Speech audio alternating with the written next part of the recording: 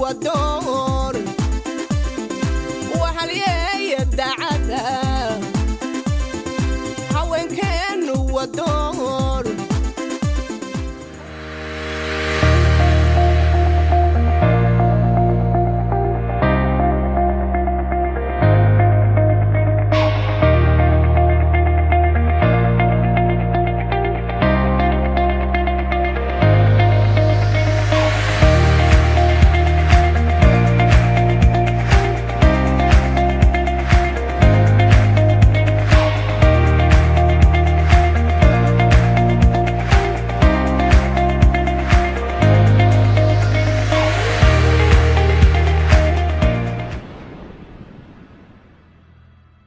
واحد شقooyinka ugu weyn ee qabato waa ka hortagga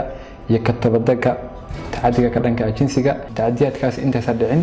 waan ka hortagnaa anagoo adeegsanayna qaacidooyin ay kamid yihiin in bulshada gaarno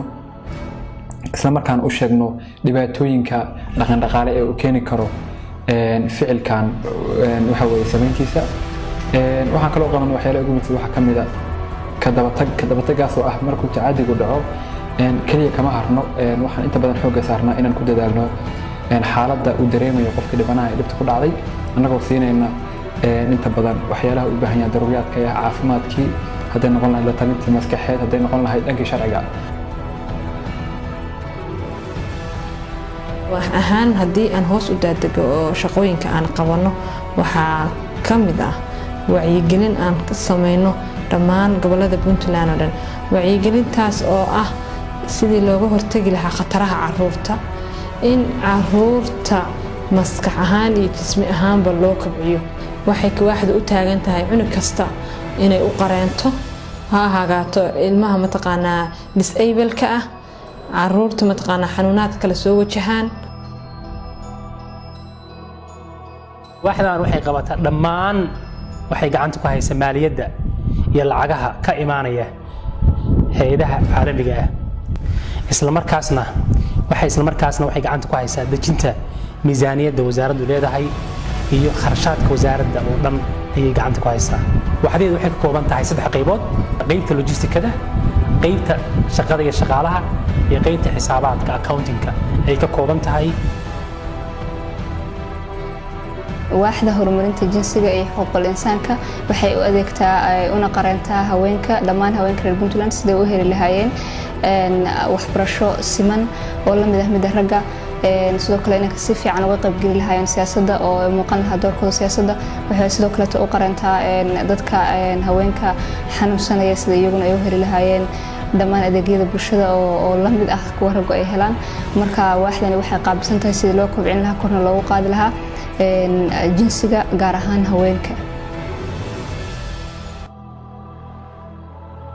waxay qabataa wax allaale iyo wixii documents ah oo loo baahan yahay oo intii wasaaraddaas la soo galo la ogaan lahaa wasaaraddan iyo maxay qabatay iyo maxaa u qabsoon iyo intee jirtay iyo maxay ku guulaysatay iyo guulahay gaartay oo waaxdii horta iyada ay u ahayd keepinka oo intaasoo report keeping garaysa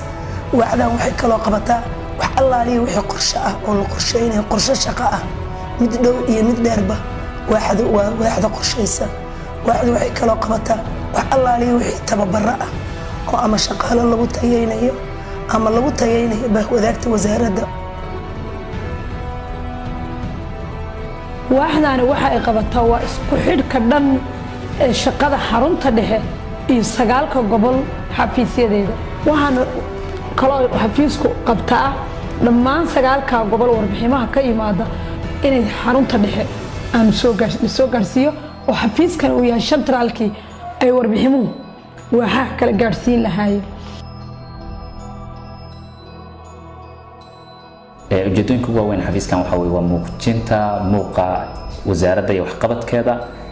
dabcan xafiiskani wuxuu bulshada la wadaagaa si joogto ah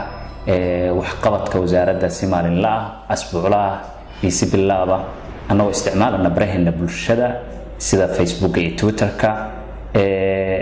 sidoo kale xafiiskani si uu u muujiyo muuqa wanaagsan iyo waxqabadka tirada badan ee wasaaradda ay ka shaqeynayso wuxuu ka shaqeeyaa soo saarista warsidaha waxqabadka wasaaradda lagu muujinayo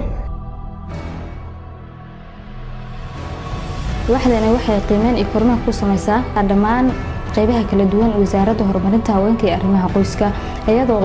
u horgelayso qaabkii mashaariicda u fuleen nidaamkay u fuleen iyo meeshii goobihii loogu talagalay inay gaareen in kale sidoo kale waxay ku sameysaa kormeer dhammaan gobolada Puntland waxay soo saartaa riboodkaas oo joogto ah bil kastana soo baxa